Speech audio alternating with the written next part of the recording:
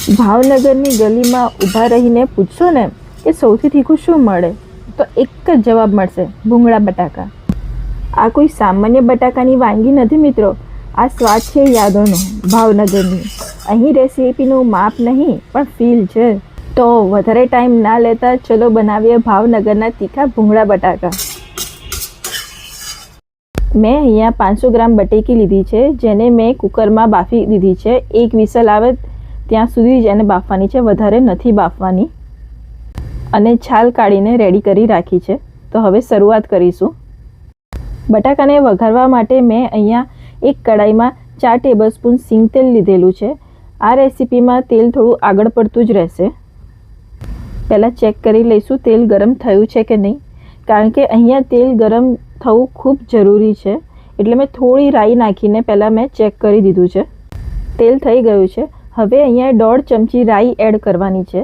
રાઈ બને તો ખમણીવાળી આવે છે એ લેવી. રાઈ બરાબર ફૂટે પછી જ આપણે આગળના મસાલા એડ કરવાના છે.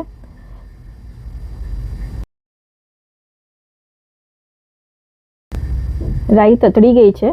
હવે આની અંદર 1/2 ચમચી હિંગ એડ કરીશું. 3 ટેબલસ્પૂન લાલ તીખું મરચું અને 1/2 ચમચી હળદર એડ કરી છે. અને તરત જ ઉપર બટાકા નાખી દેવાના છે. જો તમે થોડી પણ વાર કરશો ને તો મરચું અને હળદર છે એ બળી જશે. એ વાતનું ખાસ ધ્યાન રાખવાનું છે. જેવું આપણે મરચું અને હળદર તેલમાં નાખીએ છીએ કે તરત જ ઉપર બટાકાને એડ કરી દેવાના છે. અને ગેસની ફ્લેમ એકદમ સ્લો રાખવાની છે. હવે સોલ્ટ ટુ ટેસ્ટ એડ કરીશું. ભાવનગરમાં ભૂંગળા બટાકામાં મીઠું સ્વાદ માટે નહીં પણ એની તીખાશને બેલેન્સ કરવા માટે વપરાતું હોય છે. બોલો, તમને આ વાતની ખબર હતી? હવે અહીંયા 1 ટેબલસ્પૂન આમચૂર પાવડર નાખવાનો છે. ખટાશ માટે તમે લીંબુ પણ યુઝ કરી શકો છો, પણ આમચૂરનો ટેસ્ટ વધારે સારો આવે છે એટલે આપણે આમચૂર એડ કરીશું. આવી રીતે મિક્સ કરીને એને 5 થી 7 મિનિટ એકદમ સ્લો ફ્લેમ પર કૂક કરવાનું છે.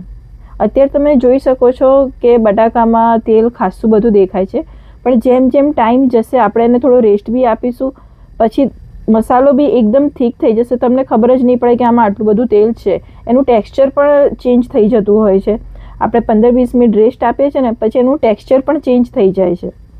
એટલે હવે એને 5 થી 7 મિનિટ એકદમ સ્લો ફ્લેમ પર કૂક કરીશું.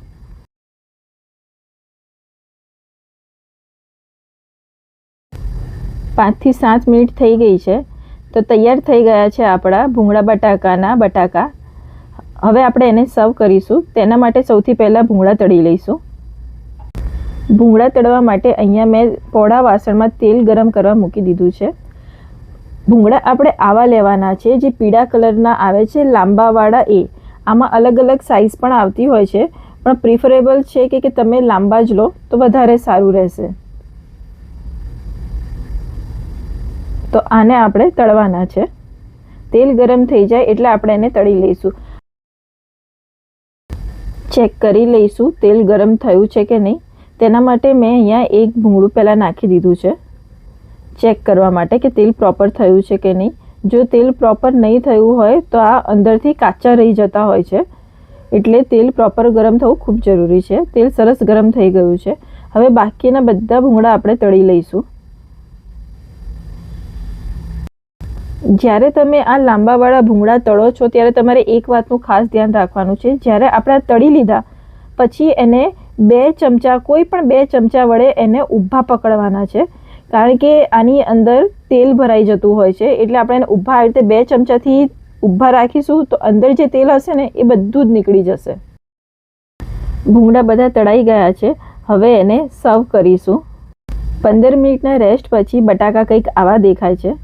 તમે જોઈ શકો છો કે તેલ એકદમ ઓછું થઈ ગયું છે, ખાલી એનો મસાલો રહ્યો છે. તૈયાર થઈ ગયા છે આપણા ભાવનગરના ફેમસ તીખા ભૂંગળા બટાકા. એક બાઈટ, આંખમાં પાણી, પણ મોઢેથી બસ એક જ શબ્દ, વાહ. આ રેસીપી જોયા પછી આવ્યું ને મોઢામાં પાણી. તો જરૂરથી આ રેસીપી બનાવજો અને તમારા થોટ્સ મને કોમેન્ટમાં જરૂર લખજો. જો તમને આ વિડીયો ગમ્યો હોય તો લાઈક કરો, શેર કરો અને સબસ્ક્રાઈબ કરજો. મળીએ નવા એક વિડીયો સાથે. ત્યાં સુધી ધન્યવાદ.